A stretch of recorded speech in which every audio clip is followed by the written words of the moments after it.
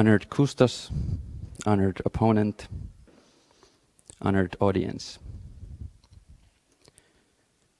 Zhao Shangxi led a party of 100,000 hunting in Zhongshan, trampling the growth, burning the woods, fanning the flames for miles.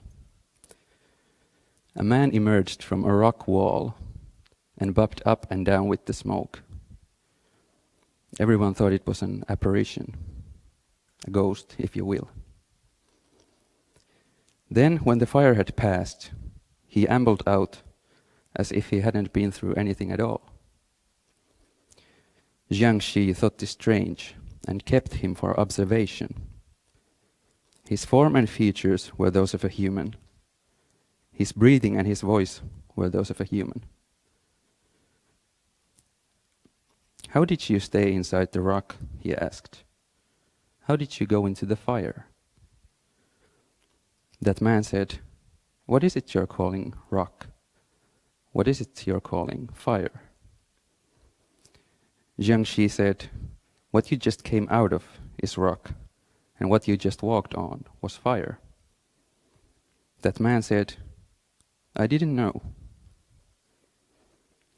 When the Marquis Wen of Wei heard about this, he asked Zixia, "What kind of man is that?" Zixia said, "According to what I heard from Confucius, harmony means universal assimilation to things. Then things cannot cause injury or obstruction, and it is possible even to go through metal and stone, and walk on water and fire." Marquis Wen said, "Why don't you do it?" Zixia said, "I am as yet unable to clear my mind of intellection. Even so, I have time to try to talk about it."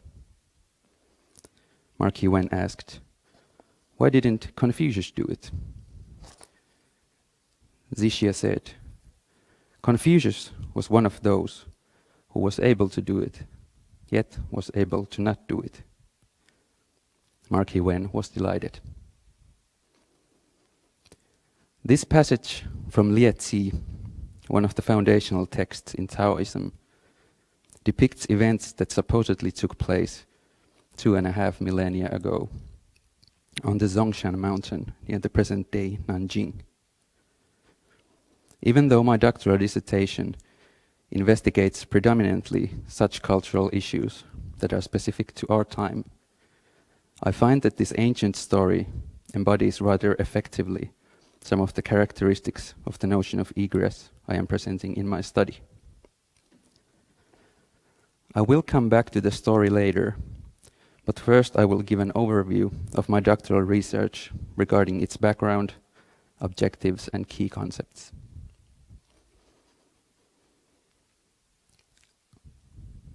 A central concept informing my dissertation is that of psychiatrization. It has been used in a variety of ways by different authors, but I use it here for referring to two distinct yet interconnected mechanisms. On the one hand, it refers to, and I quote myself, "the event of a human subject becoming an object of psychiatry," and on the other hand, to the dissemination and infiltration of psychiatric knowledge, theories, and ideas about the human mind beyond the immediate domain of psychiatry and throughout the wider culture and society. The early psychiatry and the asylum institutions in the West did not only influence the governmental and architectural arrangement of other institutions, such as educational, military, and correctional systems, but it applied itself to the wider discourses of public safety through establishing a myth regarding the essential proximity between madness, crime, and violence." End quote. In my study, I maintain that psychiatrization is a phenomenon that has been insufficiently addressed by art education. I suggest that the field should acknowledge psychiatrization as a relevant cultural issue to be discussed through art pedagogical practices in terms of how it operates through art and visual culture. In addition, psychiatrization should be recognized as an ideology which has informed art education in profound ways. As other scholars have previously observed, art education has predominantly depended on art therapy and special education as the primary frameworks for understanding disability. Over the last decade or so, significant advancements have taken place in terms of developing disability studies-informed art education theory and practice. Nevertheless, art education's long-standing adherence to art therapy and special education results in inertia, which hinders the attempts at reorienting the field. This reorientation requires further engagement with critical disability studies, but in order to tackle psychiatrization, it is also necessary to explore the theoretical potential offered by MAD studies. Fortunately, scholars like Jennifer Eisenhower Richardson and John Derby have critiqued the field's conventional orientation to disability, offering alternative ways to address questions of mental and psychiatric disability. And this approach is what I call a pedagogy of depsychiatrization. Tackling the questions of psychiatrization, this dissertation is my own contribution to the pedagogy of depsychiatrization. It focuses on the manifestations of psychiatrization in the conventions of representing psychiatric disability.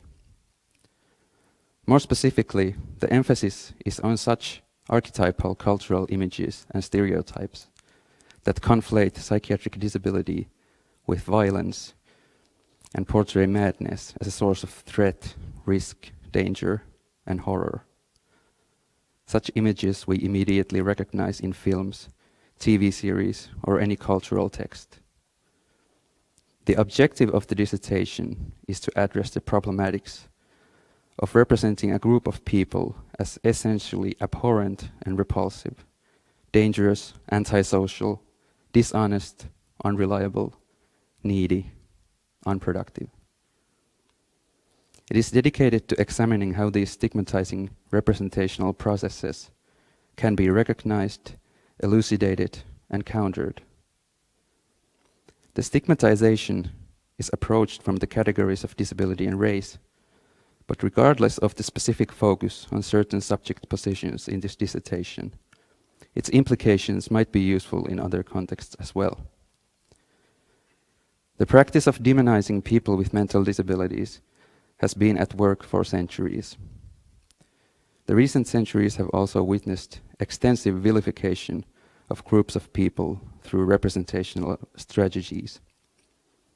Such strategies were used, for example, by the Third Reich and later, towards the end of the century, in Rwanda. In these historical events, which involved extensive propaganda campaigns paving way for genocides, the material that fueled the propaganda consisted of stereotypes, prejudices, and myths that had permeated the dominant culture in complex and profound ways. And in some cases, this process had continued for centuries, or even millennia. It is then necessary for art education to acknowledge the necropolitical potential in stereotypical and stigmatizing practices of representation. In the dissertation, I take up the metaphor of discursive and representational mechanisms as confining structures. I introduce the metaphor of the lobster trap, which shows cultural imagery as something that surrounds us, something which we enter unknowingly and involuntarily, similarly to the way we are introduced to the language and culture into which we are born, which we adapt and internalize way before we have the capacity to analytically contemplate on this process. Furthermore, the lobster trap is supplemented by the metaphor of microplastic, which complicates the notion of cultural imagery as an architectural structure surrounding us.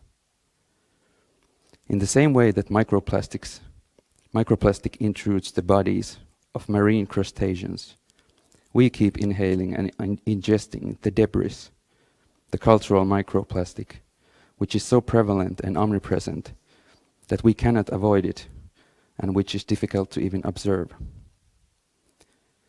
In order to explore ways to resist such intrusive representational confinement, this dissertation investigates artistic practices, acts of representation and performance as possibilities of resistance.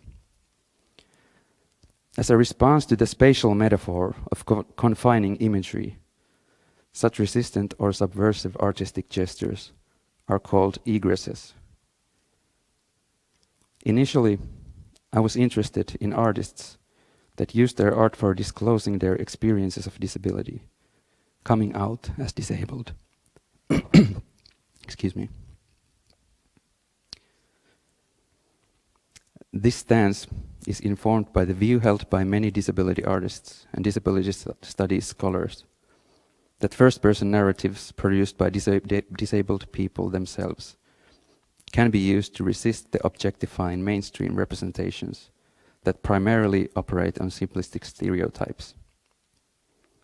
In rap music, I recognized an approach which adheres to, but also problematizes, this autobiographical approach. I started with horrorcore rap, a genre which employs tropes of horror cinema and literature in graphic depictions of violence, and which more often than not incorporates the imagery of madness in this configuration. I found myself intrigued by the way the horrorcore rappers were using artistic practice for conveying their lived experiences, but at the same time playing with prevalent cultural conceptions, stereotypes and myths regarding mental disability and madness, and conflating these perspectives, the autobiographical and the stereotypical. In spite of incorporating autobiographical elements, the artworks appeared as demonstrations of tactical engagement with the imagery that frame the ways in which the experience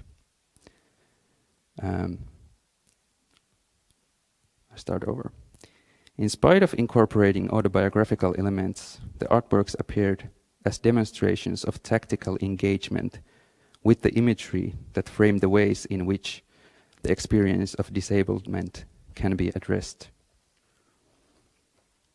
The artists I explore in the dissertation demonstrate a capacity for such expression, self-representation, and performance that simultaneously, or almost simultaneously, embody and reflect the representational infrastructure, the subject caught in the act, and the act of coming out. In this entanglement, this impossible assemblage, the inseparability of the structure and the subject is expressed in the most lyrical manner. Even though the artists discussed in the dissertation draw from the culturally prevalent negative stereotypes associated with psychiatrized people and black people, the reading I put forward implies that what is at stake here is not a complicity. Incorporating the stereotypical imageries into the artworks does not simply replicate the imageries, but rather points to them, exposes them, and rejects them through parodic strategies. The artists assume the stereotypes imposed on them by dominant culture. They adopt the very images according to which they are expected to behave and act, to conduct themselves. The artists work with the images until they are amplified and saturated beyond recognition, finally becoming incapable of conveying anything more than their imageness. What might appear as complying with the public pedagogy of psychiatrization, such as reproducing the imagery of people with mental disability as violent, can in fact serve a pedagogy of depsychiatrization. I started my speech by reading a passage from Lietzi, a story about a mysterious man who was seen on the Zongshan mountain by a hunting party thousands of years ago. According to the story, he was able to walk through the rocky mountainside like a ghost and walk through the burning forest without any injury whatsoever. As he was questioned by Zhao Shangxi, it became evident that the man did not know what fire is or what rock is.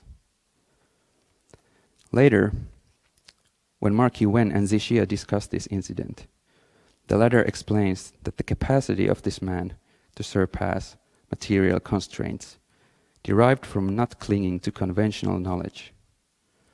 Paraphrasing Confucius, Zixia says that, quote, harmony means universal assimilation to things. Then things cannot cause injury or obstruction, and it is possible even to go through metal and stone, and walk on water and fire. The artists whose work I have studied in my dissertation are, in a sense, similar to the mysterious man encountered by Jiangxi. We can witness them passing through the rigid boundaries of images, identities, and subject positions. However, their approach is more similar to the one attributed to Confucius, who, according to Zixia, quote, was one of those who was able to transcend physical obstacles, yet was able to not do it, end quote. The artists demonstrate that they are well aware of the boundaries they are crossing, and therefore their capacity to egress derives from something else than not knowing. The artists are capable of both demonstrating the solidity of the imagery by crashing against it, and still they are capable of passing through them as they will, like ghosts. As is perhaps self-evident, the way I formulate egress is partially informed by the notion of coming out, as it is used in the politics of sexual and gender minorities. In her 1980 song, Diana Ross famously sings, "I'm coming out." And I appreciate this song as a celebration of an outward movement that defies sociocultural confinement and oppression. However, the same era has produced songs that unbalance this I who is coming out, by taking the image of coming out as an escape from something and reformulating it as an approach towards someone. This is what Joe Jackson addresses with his song Stepping Out. It expands the view from the first-person narrative to an exploration on the second-person form, the you. Jackson's song discusses getting out, egressing, as a collaborative effort, which would be worthy of further exploration in the context of depsychiatrization. This stance is perhaps even more eloquently expressed in a song written by Foster, Weil, and Keane, and famously recorded by Chaka Khan in 1985. Taking up the image of passing through fire that is central in the story from Lietzi, the song does not explore the gesture of going out, but that of coming through, and most importantly, approaching someone, coming together. Chaka Khan powerfully asserts that she is willing to go through the fire, through whatever, for a chance to be with you, the second person that is.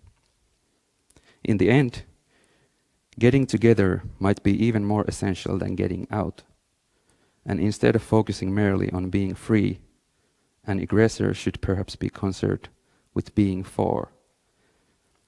And this being for could bring about modes of interdependence, communality, and care that enable more profound and radical forms of liberation from oppressive cultural forces and structures.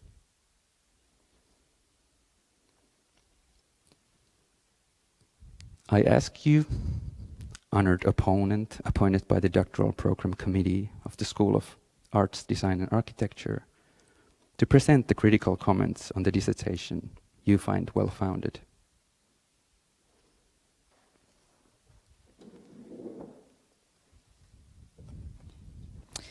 Thank you for the great presentation. It was amazing and outstanding. And so let me take a few minutes to contextualize his dissertation and his work in the larger field of particularly disability studies. As I said, I must start saying that his dissertation is outstanding and remarkable and groundbreaking in the field of disability studies. So for those who are not familiar with disability studies has been, at least in the United States, has been criticized for being a white disability studies. And by that, many scholars in disability studies and disability communities have critiqued how the field does not address the ableism that's are faced by racialized community, queer community, or immigrants communities. And by that, I must say that a math study as well are quite marginalized within disability studies. So given that background, how Mr. Koivistos brought together math studies and black studies, or the experience of math black individuals in his dissertation, is again groundbreaking and not commonly seen in disability studies. And by saying that, I recognize how difficult it is to bring these different fields together in the conversation, because there are not many studies that touches on the topic of math studies and blackness in disability studies or elsewhere, really. So it is such a difficult endeavor to connect dot when the scholarship is scarce, and you did a great job doing that. Also, what's remarkable about his work is to come up with a concept of Egress, to think about different ways to resist violent stereotypes. Oftentimes when people write about resistance against stereotypes, people go into dichotomized way of either internalizing stereotype or resisting it in 180-degree different images, which is limiting, as your dissertation beautifully articulate, as it can be reactionary. So the way Mr. Koivisto explored a third way to resist is quite new endeavor that I don't know many has done.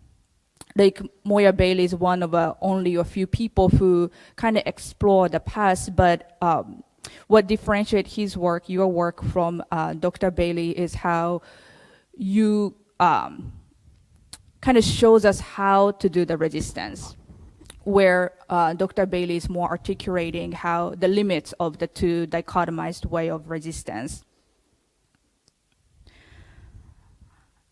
And also, there are so many great things about the concept of Egress.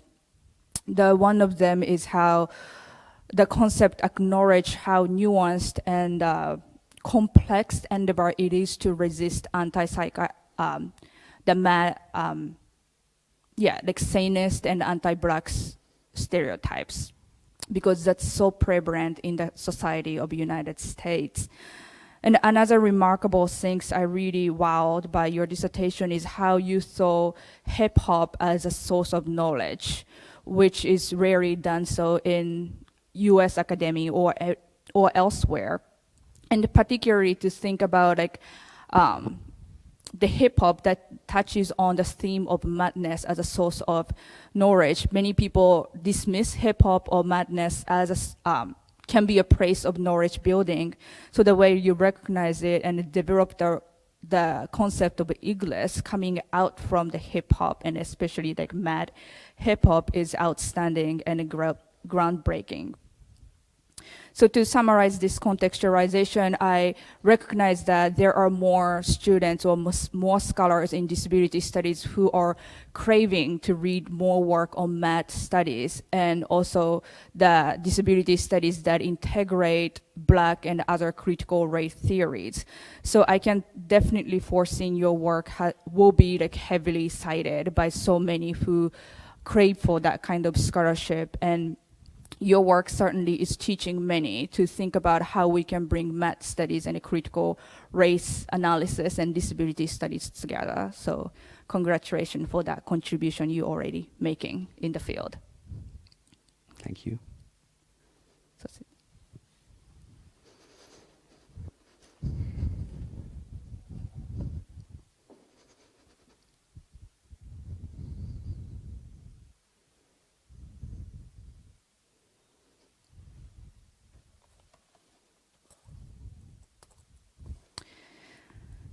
So now I'm gonna ask you questions and share some of my comments about your dissertation after cross-examination. And I'm asking this question with a hope that this question can be helpful for you to further develop this concept of egress, because this is a really useful and important concept that has that contribute and make new paths for disability studies. And many colleagues who read your dissertation and who I know echo that kind of perspective, that this concept is really useful.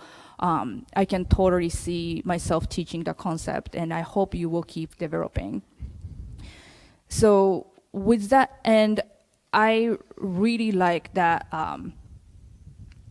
the egress as a concept, because this has a great potential to be used not only in the art education but elsewhere. And also I appreciate how you keep it open-ended to encourage others to further develop and apply the concept to their own field. So take that into consideration.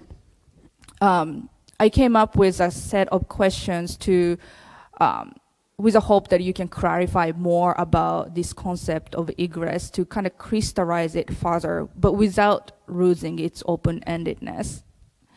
So the first question is, I was fascinated by the concept of egress and its structural image, where it came from. But also the way you use the egress to analyze a hip-hop art reminded me similar or possibly overlapping concepts such as reclaiming or creeping or crippling or critical consciousness. Like, for example, when you think about how you wrote about Crip-Hop Nation, and you said how Crip-Hop artists are egressing by using the term of nation, but such a point of view can be interpreted as those artists are reclaiming or creeping the notion of nation. And I feel like egress is quite different from reclaiming or clipping. So can you tell us more about how it's different from those other concepts? And then what are the unique perspective that egress is adding, but those other concepts are not adding? Thank you. Well, of course, egress is obviously informed by concepts of reclaiming and also by creeping. And this is kind of like, I think it's a question which has been around from the beginning of my studies. I think my supervisor asked that question: is this about like reclaiming? And I had a like an intuition that it's not. It's going to be something a little bit different. And I think one of the important characteristics in egress is kind of ambivalence, which I see as a kind of like a potential of resistance.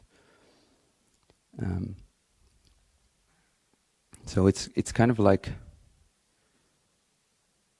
it can be reclaiming, or reclaiming could be probably called egresses or egressing.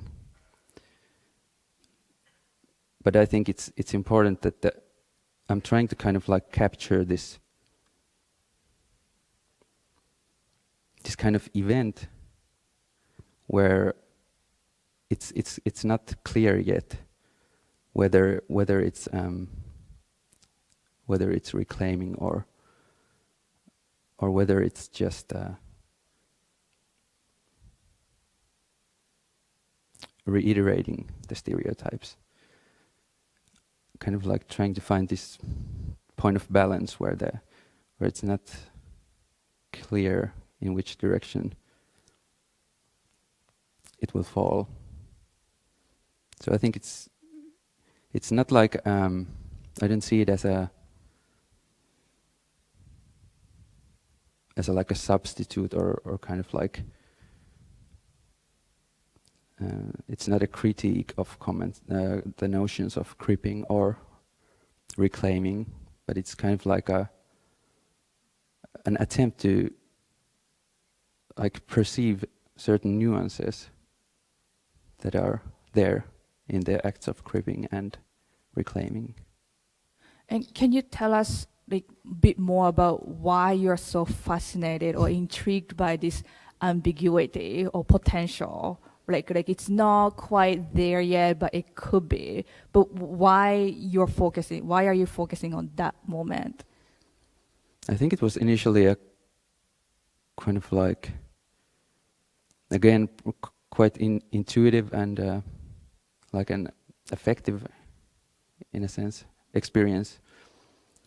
In the beginning of my studies, I was going through different artworks and different artists who can be seen as discussing their experience of disability through their art. And first it was just this kind of like hunch, kind of, in certain artists that happened to be rappers, which wasn't like something that I planned. But they seem to embody this certain kind of tension, which I couldn't understand, and probably still can't understand. This tension between this kind of like altering these different kind of modalities, like within a song or within a verse or within one line of rhyme, the perspective and the tone is shifted like enormously from this kind of like very touching, like genuinely touching accounts of their life experiences into this kind of like obviously what are obviously just stereotypes, like very prevalent stereotypes of blackness and madness. And I kind of like, I like the artworks because I couldn't make sense in a way. And I think it's kind of like a broader issue of the political in art, that when artwork is openly political, it might be difficult to it narrows the potential of the artwork to offer different insights if it embodies a kind of like an objective or an opinion or a statement, like a clear statement. Yeah, and I think you should write about it. I think you can totally write another article based on it, because you kind of ended your answer by saying like, that having a clear-cut definition can limit the art, but I think there is way more than that, like about the art. Specifically, I'm thinking about what you just said had so much contribution or can make intervention by bringing together critical race theory and math studies, which I don't know many people other than Rachel Goldman has done that. And I'm thinking that because so those who bring race studies and disability studies together, we often talk about who has access to identify or come out as disabled, right? Yes. And particularly in racialized community, women and immigrants, the historian Bainton write about how ableism is, or disability or ableism has been used to justify the discrimination and oppression against racialized community, immigrant and women. So the people coming from those communities have a bit more complicated way to identify as disabled or claim that as identity. So I think the hip hop, the way you describe hip hop, like they're kind of occupying the ambiguous space. They're not quite critiquing it clearly, but they're shifting what normalcy is. I think that's a really great way to theorize and think about how those what resistance by those community can look like, right? Like they're not necessarily can just go out on the street say like this is wrong in a way that many white disabled people did during the disability rights movement era. So what you just said is I think it's theorizing what resistance can look like for those who are marginalized even within the disability communities, and how they can resist in more subtle way. And also that what you just said talks a lot to math studies as well, especially around the to think about ambivalence and ambiguity. Because in the ableist academia and the ableist society, people are demanded to be rational and logical.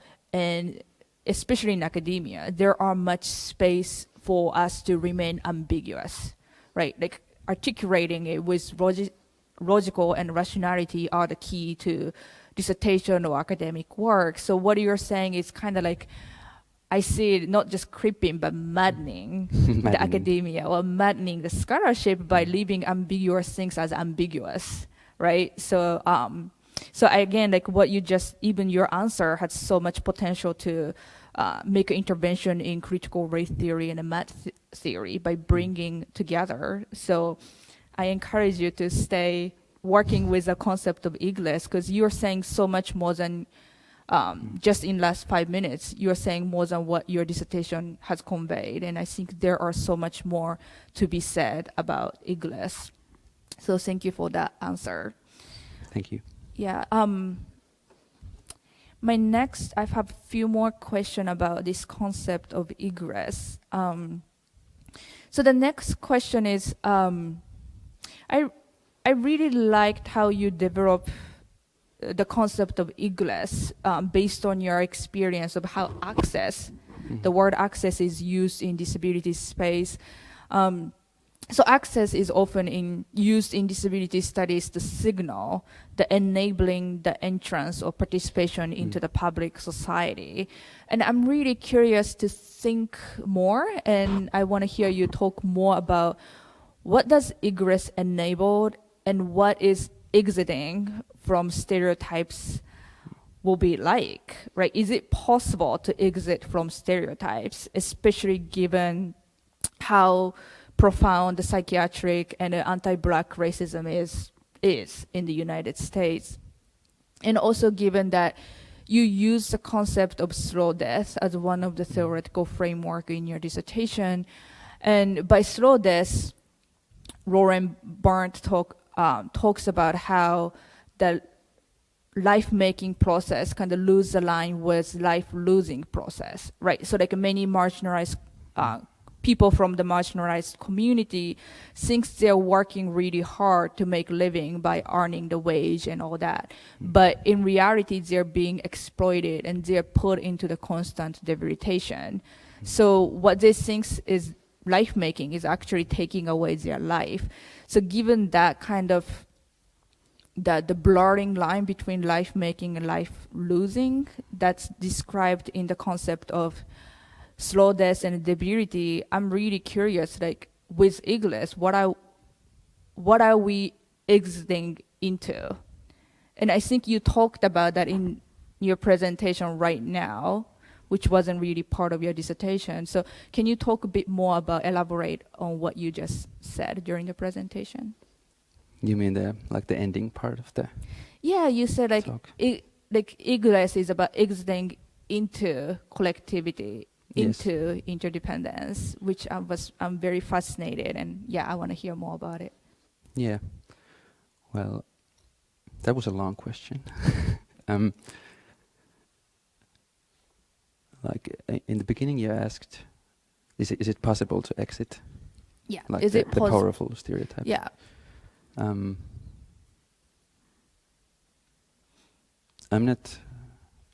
don't think so. But I'm not. But also, I think what is at stake in egress is not the actual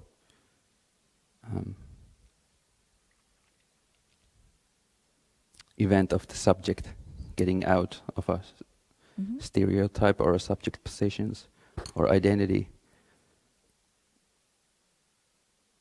At least in this framework, I'm not arguing that it's even possible, but I'm trying to describe this kind of like stance, like which is directed at getting out, or this gesture, just the kind of like gesture of exiting, even though it's impossible, and what potential lies in that gesture.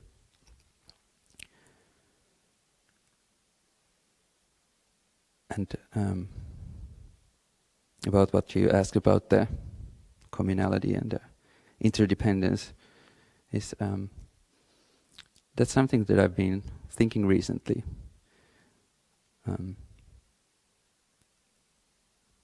Of course, I've like revisited the concept of egress in my dissertation recently, and it's a slow process. The examination, I finished the dissertation like 6 months ago, and I've been doing some thinking since that also, and I've come to realize that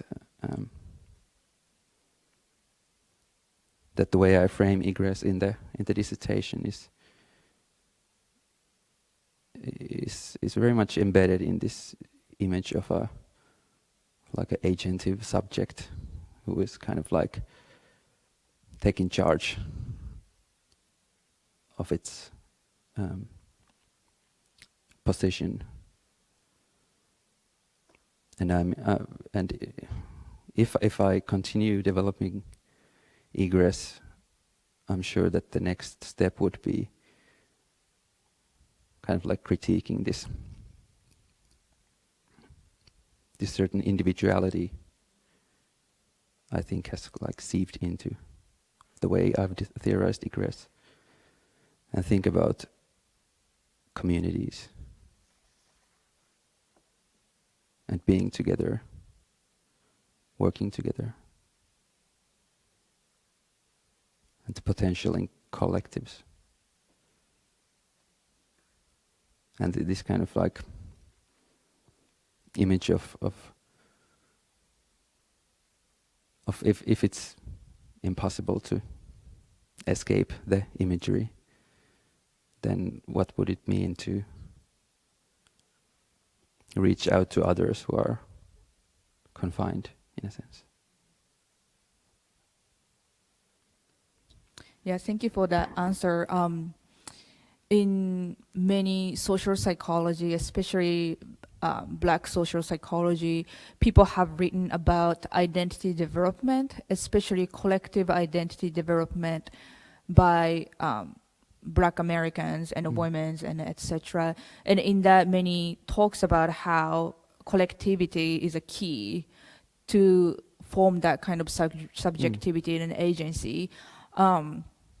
Like by collectivity, they talk about how children learn what to be Black, or learn Black pride from their families and neighbors who are also Black, right? Or like they gain the critical consciousness about how to understand the status quo. So certainly, I feel like you're, if you're gonna, talk more about how to egress collectively, I think it has so much implication in that, like Black social psychology, who's been talking about identity and, more collective identity. So, kind of following up on what you just said, Mike, also I want to know more about to whom or under what conditions egress is available, to whom and under what condition. Like to whom reusing and twisting stereotypes that are against them can be egress, and to whom it is a mere internalization or reinforcement of stereotypes. What are the certain conditions needed to enable the egress? right? In your dissertation, you write about how music or art always have a potential to educate, has an impact on people's life. And I'm thinking about like how horrorcore has been said as one of the inspiration for the young people to engage in mass shooting, right? Or like I'm thinking about the case of Mountain Dew commercial, right? For Tyler, the creator, that was a way to assert the cynical criticism against stereotypes. But some others saw this commercial as the most racist commercial ever made. So like to whom or under what condition egress is enabled and to whom it might not. Does that make sense? Yeah, I understand the question. I think the artwork that I discuss in the dissertation, mainly all of them are such function in a way that they can obviously reinforce stereotypes. I can't deny it. It's very possible that that's the way they function.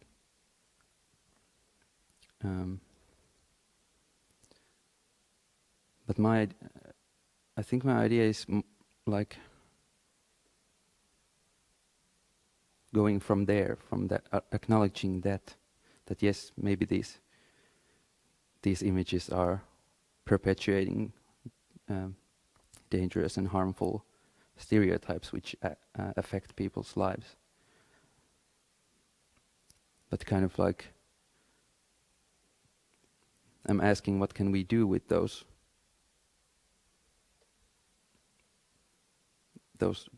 works of art? Like in the sense that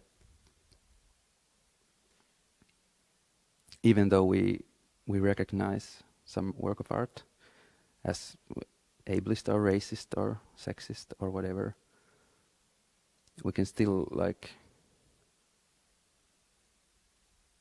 use it as we can look at it more closely and see if there's like a potential for subversion, I think. And to whom egress is for, I think it's the way I see it. I believe I only talk about egress in terms of artists. So the way I describe egress in the dissertation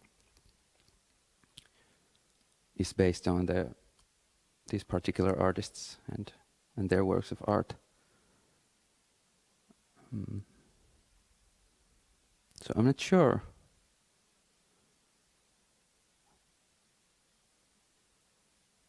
I'm not sure how to think. Like I would like to say that egress is for everyone, but I'm not sure if it's. I don't believe it. It really is that simple. And I feel like you're just saying that for egress to really be egress, like you needs to have that kind of like critical consciousness around madness or anti-black racism, right? Yeah. Yeah, and also I think that there's like a danger in this developing this egress, that it might end up being just part of white disability studies or white mad studies, or I think what the concept would need is like an actual discussion About with different communities, with how can it could it be useful? Yeah. I like how you said like what's needed is a conversation among people of different communities, because that also brings a collectivity of the egress too, right? Like I really like to think about for egress to be egress, like you need to gain that kind of critical consciousness, which can be shared by the conversation with a community member. So it's really, I like that. So kind of connecting to that, I was really curious, what are the possible risk or potential limit of using Egress as a tool to resist the violent stereotypes? I'm particularly thinking about the example you gave in your dissertation with a mutant ninja turtles. Yes. Which I really like that how you use that to describe the egress, because that really gave me a great visual image of the concept. So like in that episode, you talk about how that one of the ninja turtle egressed the situation by eating this pizza monster. Yes. Right. But the image also make me wonder, but doesn't it make the turtle sick by like ingesting this pizza monster? And similarly, like those rappers you talk about is kind of like not digesting, but embodying these violent stereotypes to kind of own it in a way to use it against, to critique the stereotypes, right? So those kind of process make me wonder, is there any risk of taking this step as a way to resist compared to the other way to resist? What would be the possible limit? Maybe there is no limit or risk, but it makes me wonder. Yeah, that was a nice question. Doesn't he become sick? Yeah. After eating so much pizza? I believe there are definitely. I think there are lots of risk in engaging in any kind of resistance. I think it's dangerous and can even be debilitating. Like I discuss I believe in the first one of the articles, I talk about Black Lives Matter movement and how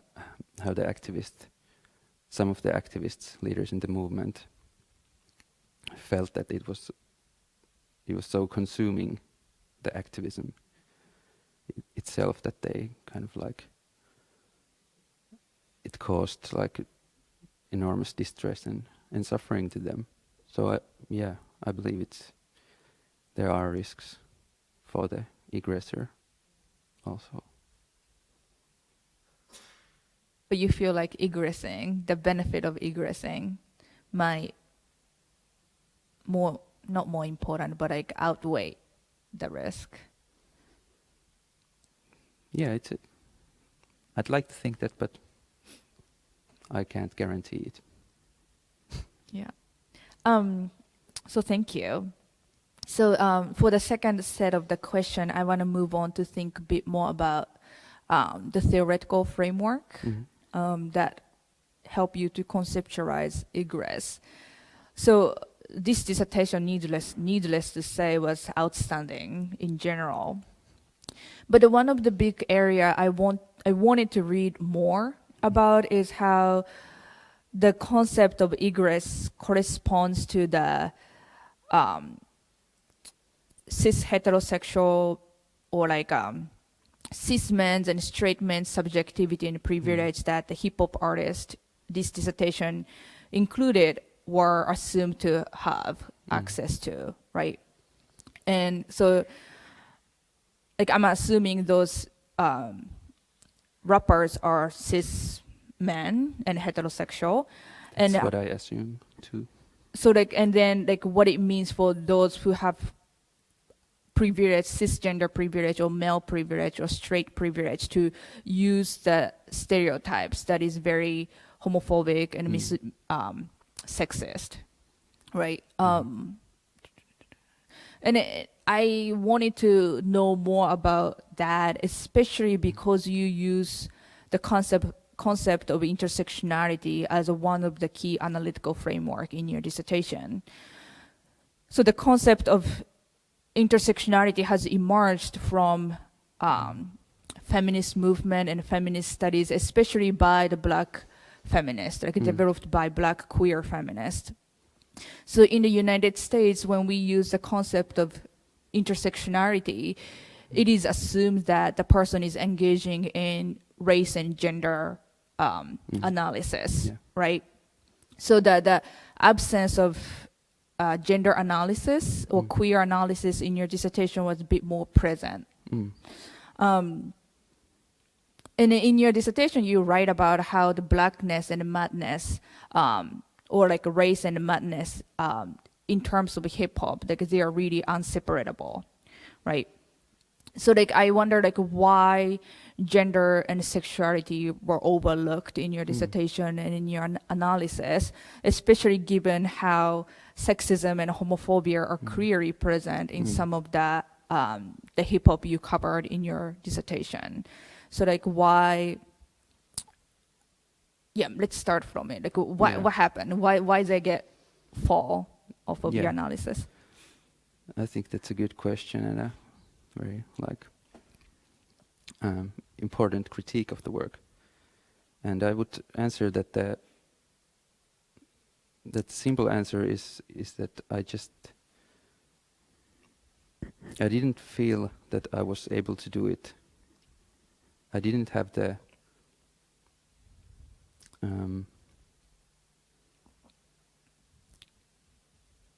like it was something that was like a question. Sexism and homophobia was a they were like issues that were like troubling me from the very beginning, and I've been like struggling how to position myself in relation to those kind of features in the artwork. And but I think you're true that I just really leave it aside in a way. Of course, in some places I kind of like suggest that the like homophobic tropes, for example, can be interpreted as like this kind of like parodying certain ideas about stereotypical black masculinity. I think it would have been too much for me in this time and place to actually incorporate a really profound and thorough enough like reading that would be informed by queer studies and feminism. It's like a very like a practical thing. And also I think the way I worked with the dissertation was also such that, of course, I first wrote all the 3 articles, and when starting to write an article, I would like immerse myself in the data, in the artworks, and kind of like see it as this huge space of possibilities. Like, okay, I'm gonna talk about that thing and that thing and that thing, and gonna pull them together. And at the end, you have actually just managed to fit 1 or 2 of the things you've seen in the article, just because of the format. And then many perspectives that I feel would deserve a more thorough look are left from the analysis because of that. Yeah, so kind of building on what you just said. So for instance, you bring up the lyrics by Brother Lynch Hang and all that is very kind of violent, vivid image. So if I'm going to assign the article in the classes I teach, I have to give content warning to my students, because such a vivid depiction of gender-based violence can be triggering to students who are living with various psychiatric disabilities, right? That it can trigger their anxiety or panic attack or the flashback related to their PTSD and such.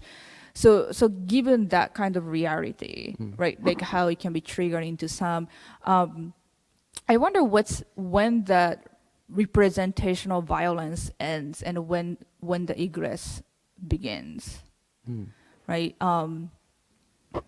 Well, when these rappers' egress can reinforce more confinement to the other people. Yeah. Yes, or even to themselves. That's right. Yeah, and that's something that I actually don't address very much in the dissertation, is how even if the artworks embody some like they embody egress and some of the like beneficial aspects of egress, they can still exert violence. And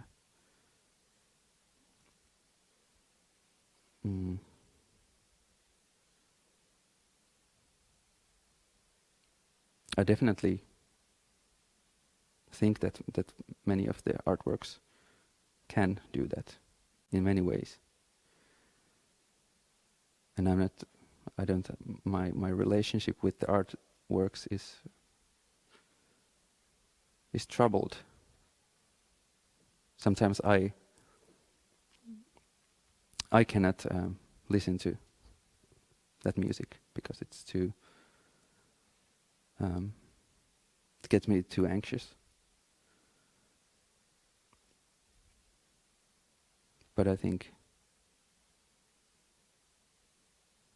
that's also kind of like one of the things that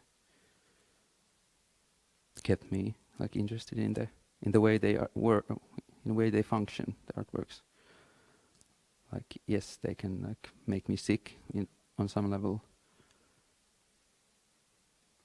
but I would also like to like see if there could be something potential within there, somewhere in there. And yes, I think the quote from Brother Lin Chang is very, it's very like disturbing, and it was a kind of like it's included in the article to somehow quickly and in a kind of like economic way to show how dark horrorcore can be at its darkest. So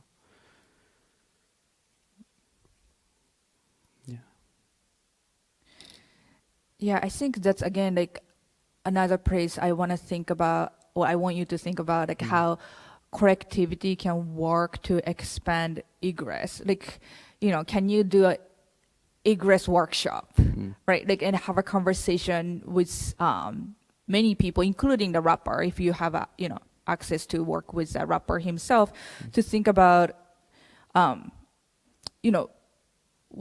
who are egressing from this music, but who are kind of negatively impacted by the music as well, and how can we think about the music critically, even when you feel like agitated or very uncomfortable or like even more triggering by it, right? Because those music means something to some people, right? So it's really again like interesting to think to bring egress into conversation within community or with others.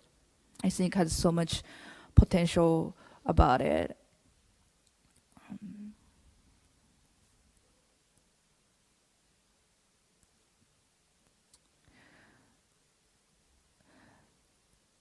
So I have a few more questions, but I feel like you kind of touched on it or answered it.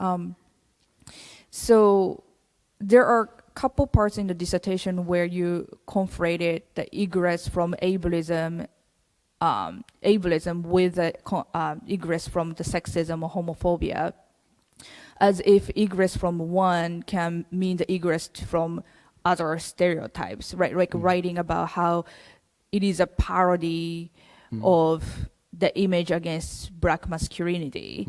So that in that kind of, I feel like the assumption there is egressing from ableism means allowing that person to egress from the other forms of isms and stereotypes. But the data you analyzed in your dissertation doesn't really entail any evidence of egress from misogyny or homophobia. And I think the use of intersectionality as an analytical framework really would open up how to think about these intersection of stereotypes, right? And I feel like for the future article you're going to work on, I want you to really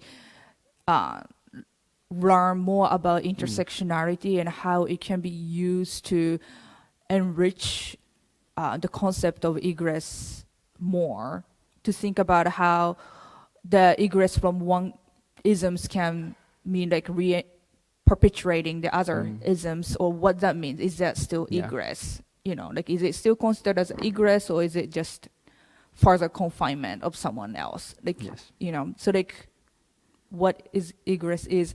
And the other place I felt like you can use the concept of intersectionality more wisely or cleverly is, like, one example you bring in your article 1 is a work of Bushwick Bill, right? And then what I observed in your analysis and interpretation is how Bushwick will use one stereotypes that's against him as a black man, which is like, you know, violent, strong, like black masculinity stereotypes. And he used that kind of to counter the stereotypes that's targeting him as a little person, right? So in a way, he's not using the stereotypes against little person to encounter the stereotypes, but he's bringing the stereotypes against black men to counter the stereotypes against little person. So that move was really fascinating to me. And I think if you focus more on intersectionality as an analytical tool, you can write more about the fascination of how one can use one stereotypes to counter another stereotypes that's targeting the different parts of their identity. Yeah. Okay.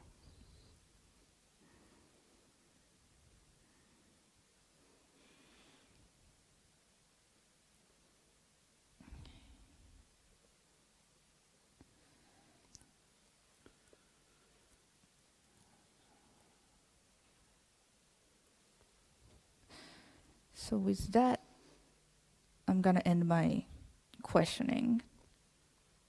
Okay. We have to so I now stand up and give the final appraisal. Okay.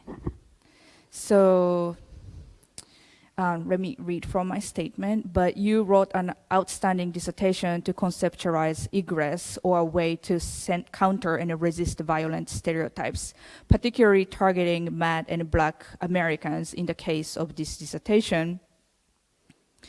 To develop the concept, you turned your attention to the hip-hop music, and particularly the ones whose lyrics and artworks entail the themes of madness or psychiatric disabilities.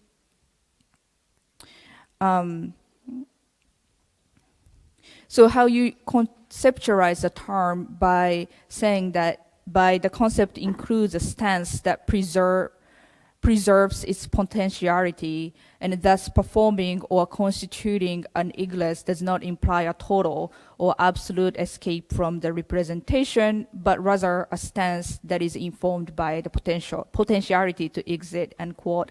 I think the way you keep the ambiguity, or to talk about potential or gesture to exit the stereotypes, was particularly remarkable contribution or development that your dissertation makes, especially given how widespread the Zionist and anti-black racist stereotypes are in the context of the US. So what that means is like the mad and anti-black stereotypes in the context of US goes back to like centuries and centuries ago. It is very core to the US history. So by saying that, getting out of the stereotypical violence is not necessarily always available or clear cut to many mad and black people in the States. So the way you are focusing on the gesture or potentiality to exit, or like what it means for even for those people to know that they can exit or there is an exit, had so much meaning to their life and contribute a lot to their development of their agency. But this is rarely discussed in academia, especially in the math studies or hip-hop studies. So I certainly see a great contribution you have made in your work. So congratulations for that. And also, I like to point out how you immersed yourself into disability studies and then later math studies, as well as political context of the US to write this dissertation. You know, I'm immigrant to the US myself, so I painfully aware how difficult it is to gain enough knowledge and context, and then gain enough expertise about the foreign nations to write a dissertation about the nation. So the way you immerse yourself and your family into the culture and the context of US is outstanding and remarkable, and I just want to applaud that for doing that. Even your advisor, Carrie Sando, Dr. Carrie Sando, when I saw her 2 days ago, she was telling me how you brought your family to living in the neighborhood in Chicago for 9 months? 6 months. 6 months, and how you chose the certain neighborhood to live so that you have a better understanding of what is the socio-political context for African American people in the United States, and that is just astonishing. The level and degree of the commitment for you to understand US political context and theory was just astonishing, especially given you're coming with children to live in the neighborhood that are often stereotyped as have a high criminal rates and such, more poverty rate and such. So just knowing that as immigrant myself and as a parent myself, like that your commitment was really outstanding, and that really bring your dissertation to the next level. And then finally, you beautifully interwove your own subjectivity and lived experiences with theories and the subject of your dissertation, particularly given the wide gap among how you are situated in this society and how mad Black people are situated in the United States, and the field of Finnish art education, which you're making intervention for. Because of the gap among all of that, your personal story in the dissertation was critical to tie together those seemingly distanced manner. You are very skillful to bring together topics that could be considered irrelevant at glance. So you made a great intervention to the field of disability studies, and I hope this process was a great learning process for you as well. So given that, I announce that I will propose to the doctoral program committee that your dissertation is to be accepted. Congratulations.